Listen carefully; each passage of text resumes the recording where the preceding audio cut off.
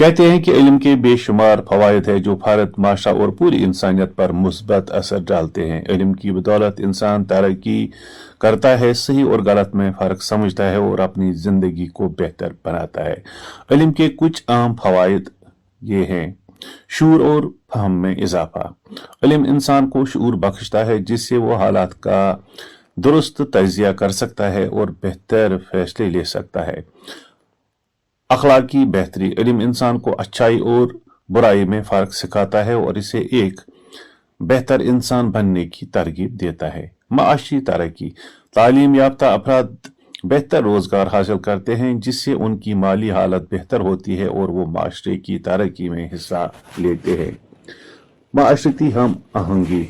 इल्म दूसरों की राय का एहतराम सिखाता है जिससे माशरे में रवादारी और हम आहंगी पैदा होती है। जिद्दत और ईजादात। साइंस और टेक्नोलॉजी का इल्म नई ईजादात और दरियाफ्तों का दरवाज़ा खोलता है जो इंसानियत की फलाह के लिए ज़रूरी है।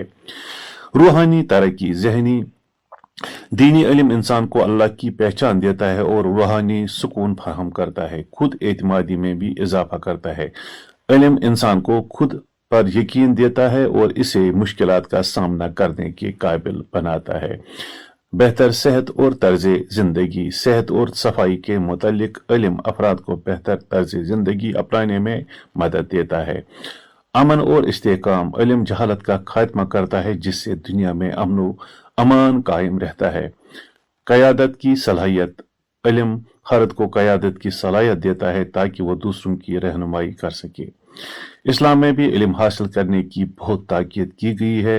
हुजूर अकरम सल्लल्लाहु अलैहि वसल्लम ने फरमाया, इल्म हासिल करना हर मुसलमान मर्द व औरत पर फर्ज है।